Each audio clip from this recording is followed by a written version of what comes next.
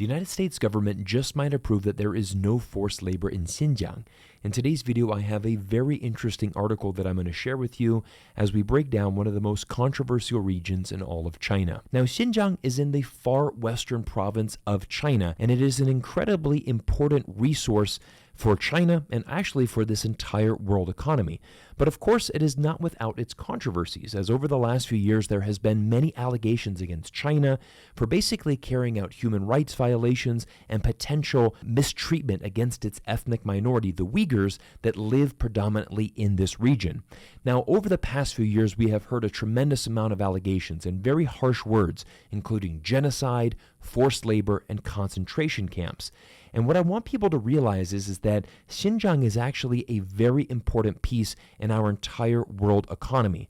To help you further understand this, let me break down some statistics for you. About 40% of the world's polysilicon, which is the #1 material used in solar panels, is actually sourced from the Xinjiang region.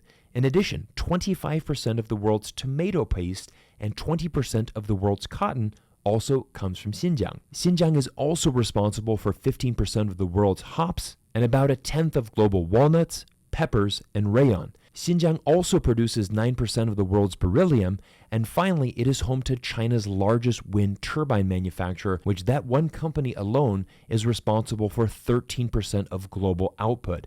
Once you start realizing these statistics, you realize how valuable this region is for the country of China, but also that it is a very important piece of this global supply chain, and one of the biggest customers from Xinjiang is actually the United States. In this recent article from the South China Morning Post, it states that Xinjiang exports to the United States hit a 2-year high despite the Uyghur Forced Labor Prevention Act taking effect. And this is the article we're going to be analyzing in today's video. The article goes on to state that industry observers were surprised by a leap in reported shipments for July, as many believed that the number would plummet to zero after the law took effect in June. In June, President Biden passed the Uyghur Forced Labor Prevention Act. And this is a really interesting thing, because inside the United States, under our judicial system, we have a rule that you are always innocent until proven guilty. That is how the law works in the United States. However, for this situation in China, the United States government is actually doing the exact opposite. The United States government is essentially saying that you are guilty and you must prove your innocence. And this is basically what the Uyghur Forced Labor Prevention Act states. It states that every single product from Xinjiang, everything from the polysilicon to the walnuts to the cotton, anything that comes from the Xinjiang province, we are automatically going to assume that it is tainted with forced labor. Therefore, moving forward, starting in July of 2022, if you want to take any of these products and export them from Xinjiang back into the United States, you must provide documentation that states that none of it was produced with forced labor. This is essentially what this bill has done. I want you to understand what this bill from President Biden really means for the future of the United States and for the future of this world economy. Take a look at this New York Times article that was published in June 2022. It states that companies brace for impact of the new forced labor law. Billions of dollars could be at stake as law banning imports of some products from China goes into effect. The New York Times actually contacted a supply chains expert. This is a quote from Evan Smith, who works as the chief executive for Altana AI, and he said that his company calculated roughly 1 million companies globally would be affected by this new law, and they would be forced to basically adhere to the regulations and provide this documentation that states no forced labor was used in the exporting of those materials. Evan Smith goes on to state, this is not like picking needles out of a haystack problem. This is touching a meaningful percentage of the world's everyday goods. And this is really what a lot of the industry experts were bracing for. They basically thought, wow, this is such a huge act that has been passed by the United States government. And essentially, there are so many global supply chains that are touched inside the Xinjiang region.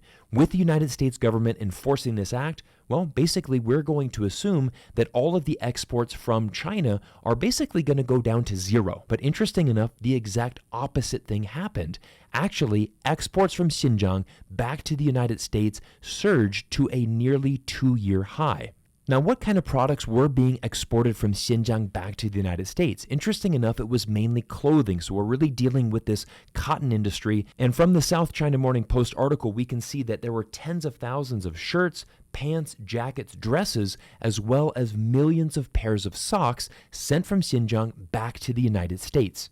But now it's time to come to a conclusion and answer the question, why has Xinjiang exports to the United States increased so dramatically, and why are they now at a 2-year high? Well, one of the easiest explanations could be that many United States companies were anticipating President Biden passing this law, and they realized it would be very difficult to then import products from Xinjiang into the United States. Maybe there were many U.S. companies who said, you know what, we need to put in one last major order before this law goes into effect, and potentially this is what we're seeing. This is what we're seeing is a large increase in these orders that were already placed. However, I'm not 100% convinced on this, because if you go on to read the SCMP article, it states there were many industry experts who were perplexed by the jump in the reported exports for July. And here's another interesting insight from Michael Roll, who is a customs and trade lawyer based in Los Angeles. He goes on to state that it should be going the other way. To me, this does not add up. But I think there's a simple solution to this, and that is that U.S. companies are adhering to the law and that they are simply following this new protocol. Again, like I mentioned earlier in this video, the new United States law states that you must assume that anything produced in Xinjiang has been produced with slave labor. Well, the only explanation for U.S. companies still continuing to export these products from Xinjiang and bringing them into the United States is that these companies have provided the necessary documentation, they have done their quality control checks, and they have ensured that their supply chains in Xinjiang have adhered to the necessary requirements.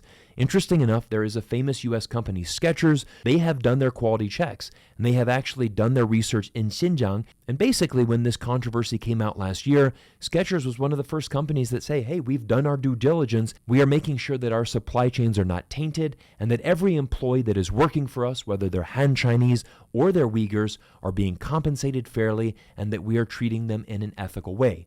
So again, we are going to go ahead and assume that United States companies are doing the right thing and, of course, adhering to United States law, which means that they are providing this documentation. And potentially, this is really an interesting observation that we can say, hey, are these U.S. companies proving that there is no forced labor? But this is, again, something that we're going to continue to monitoring moving forward. Again, when I made my first video about Xinjiang and the cotton industry, what I did is I decided to actually do some research on John Deere, because I realized that John Deere had a tremendous amount of cotton harvesting sales in Xinjiang. And to me, that was a major yellow flag. In an earlier S&P article, what we saw is, again, the South China Morning Post reported that John Deere cotton harvesting machines sales had skyrocketed to the region, up nearly 4,000% in sales.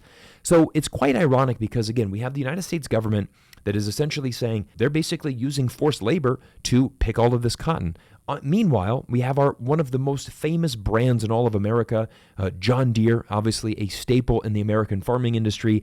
They are meanwhile selling literally hundreds, if not thousands, of these cotton picking harvesters to this controversial region. I mean, why would Xinjiang be buying all of these tractors if they're using forced labor to pick the cotton? I mean, something doesn't add up there. And again, if we continue to see these exports continue to rise and increase over the coming months, well, again, this is going to be another yellow flag. So let's continue to watch this.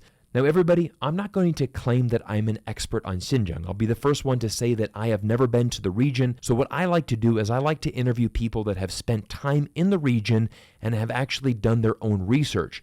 One of the persons that I interviewed last year is an American expert that has lived on the ground in China for well over 20 years. His name is Sean Ryan, and he has spent significant time in Xinjiang. If you're interested in watching our interview together, I'm going to put a link right here above. In addition to that, if you've liked today's video and you want to receive exclusive content, I've recently launched a brand new revamped Patreon page. Let me tell you more about those details here. I have some exciting news. With the success of this channel, I'm expanding my team to bring more value to all of my Patreon members. We have some big plans to provide you with more information and news about the US and China relations. This will include more exclusive interviews, extended version of my YouTube videos, live Q&A sessions, and much more. With your loyal support, we can really be able to provide you guys with some amazing information and news. So if you aren't a Patreon member, you'll miss out. Simply click the link below and sign up today. And I want to thank each and every one of you who watches my videos. All of this would not be possible without your amazing support.